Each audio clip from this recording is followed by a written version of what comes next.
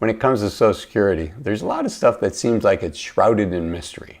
So a lot of us are curious, myself included, so what does the average worker actually get when they retire in their Social Security payment, right? We've been paying 6.2% of our payroll into Social Security for many, many years, caps out at $168,600 a year. So, what are we getting in return? And in today's video, I want to dig into that and share some data. So let's just jump right in. Okay, this table shows what the average retired worker is receiving by age.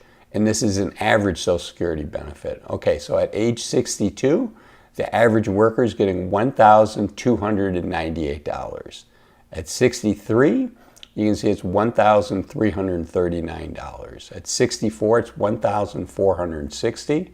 At 65, it's $1,563 a month.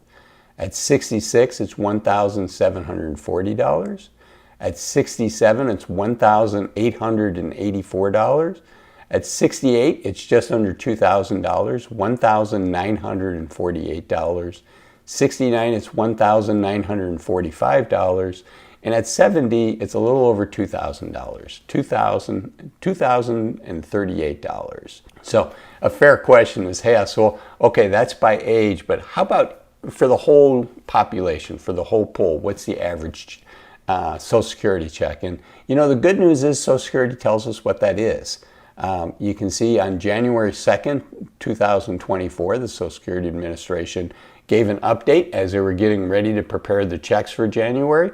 And here they said the estimated average amount, it changes every month, but they said, for example, the estimated average monthly Social Security retirement benefit for January 2024 is $1,907. So that's the average. And I've seen averages recently as low as $1,800 a month. I believe it was $1,796. So as they say, it changes monthly. So, how does Social Security work, and, why? I don't know if you noticed, but as those numbers went up, the amount received went up. And the reason for that is we all have what's called the full retirement age, and I'm going to go into what that is here in a little bit. But for now, for most of us, if you were born in 1960 or later, our full retirement age is going to be 67. Used to be 65, but they increased that. So now it's 67 for us. And so this chart here shows the percentage of the benefit that you receive. So at 67, let's show that row first. At 67, you get 100% of your benefit. But now what happens if you retire a year early at 66? There it's 93.3%. At 65, you're going to get 86.7. At 64, you're going to get 80% of your benefit. At 63, you're going to get 75% of your benefit. And at 62, which is the earliest you can file for retirement benefits, you're going to get 70% of your full retirement benefit. So essentially it goes down by about 5 to 6% a year. So we started at 67. What happens if we hold off? Do we gain 6% a year? Well, the good news and the bad news. The good news is we gain more than 6% a year. Believe it or not, we gain 8% a year. And so why does the government do that? Well, unfortunately, this is the bad news. It has to do with our mortality, right? We have fewer years that we're going to live. And what the government gains in saving payments is made up. It's a bigger gain as we get older, right? I mean, if you were going to delay your payments till 1 year until you died, right, the government would save a ton of money. So it's, unfortunately for us, from a life expectancy standpoint, it's lopsided. You lose less on the way down, but you gain more in dollars on the way up above full retirement age. Hopefully that makes sense. So it's essentially 5 to 6% penalty per year when we take it early, but then we get more than that. We get 8% a year when we wait. So example here, you're 68. If you wait till you're 68 years old and your full retirement age is 67, you're going to see you get 108%. 69, it's 116%. And at 70, it's 124% of your benefit. And that's why we saw those numbers continuing to go up on the averages. Okay, now I want to talk about what happened when they changed that full retirement age from 65 to 67. So if you were born prior to 1943, your retirement age was 65. If you were born 1943 to 1954, your full retirement age is 66. And you can see here that these folks, if they retired at 62, they get 75% of their benefit.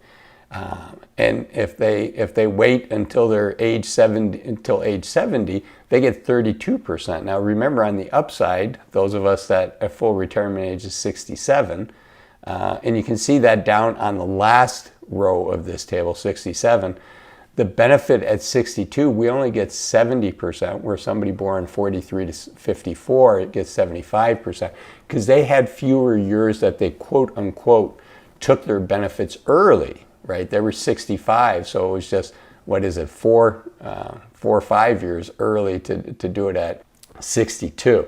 So there's fewer years that they're taking it early.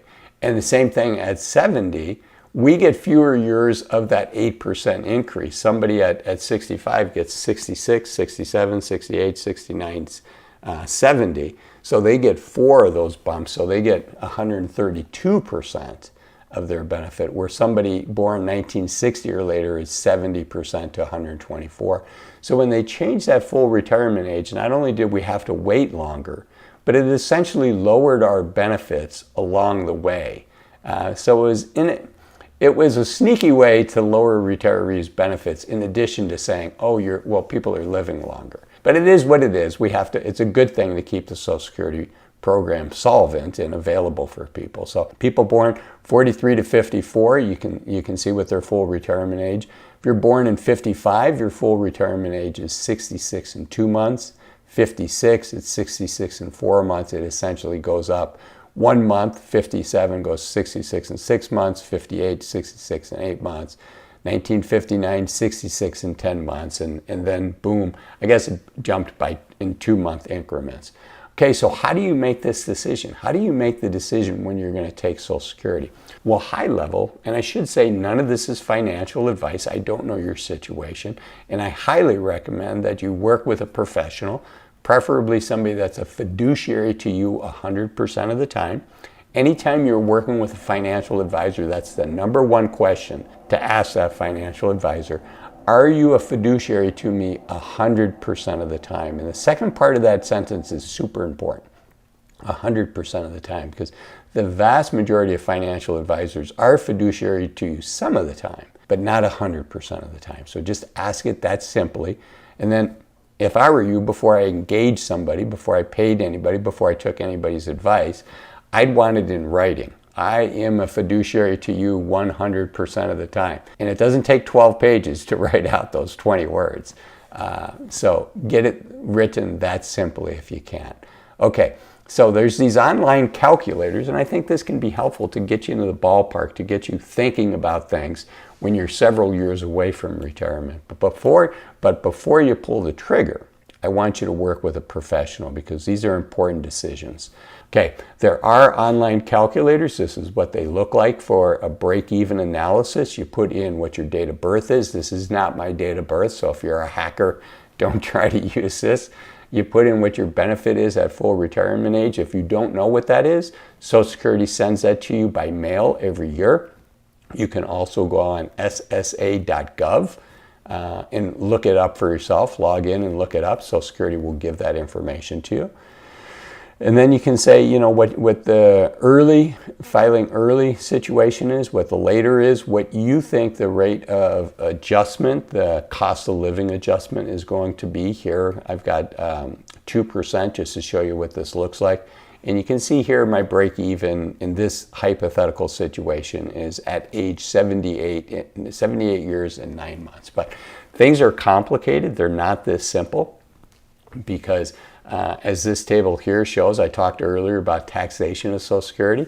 So you do have to worry about taxation of Social Security. So let's say you were planning on working past full retirement age, or you were planning on continuing to work even after you got Social Security. Well, you want to know, am I going to trigger Social Security being taxed? And you know what? You likely will. 40% of Americans currently pay tax on their Social Security benefit. And that's only going to go up, because the numbers you see in here, The dollar amounts, if you make less than $25,000, you pay none. That has not been adjusted since 1984. So they did that on purpose, right? So that they could get something passed. So they did what they could. But anyways, it purposely does not have an inflation adjustment on that less than $25,000. Above that, this is what's called your combined income. You're going to have to pay tax on Social Security. So it gets complicated because your Social Security can be taxed, and also in retirement, many people are going to want to do Roth conversions. So they have regular IRAs, they're going to want to convert them into IRAs. That's going to increase your adjusted gross income and could trigger your Social Security being taxable. You might take a part-time job, that could trigger Social Security being taxable. And then a big one is most people don't have all of their money in a regular IRA or a Roth IRA or a bank account. I call those the three buckets. Your regular IRA is your tax-deferred account, the tax me later bucket. Your Roth IRAs, your Roth 401ks, those are the what I call tax me never buckets. It's a little misleading because you did not get the tax break when you put money in. You put money in after-tax dollars, but after that, that bucket is a tax me later. Once the money's in that bucket, it's a tax me never bucket. And then your bank account is a tax me as I go account. So balancing out those three and looking at Social Security and the taxation of that and trying to optimize on minimizing tax over your lifetime, that gets fairly complicated fairly quickly. So either a fiduciary financial advisor or a good accountant can help you with it. And this is not the time to try to save a couple $1,000s. It's hard for me to imagine a scenario where if you pay a reasonable price for this advice, you're not going to get that back by making good decisions and being tax efficient. Okay, so that is on Social Security. Again, I want you to optimize based on your life and what your goals are and minimize your taxes. I also want you to optimize on life when it comes to deciding when you retire. And that's what this video up here is. 5 reasons to retire as soon as you can. I'll see you in there. Bye-bye.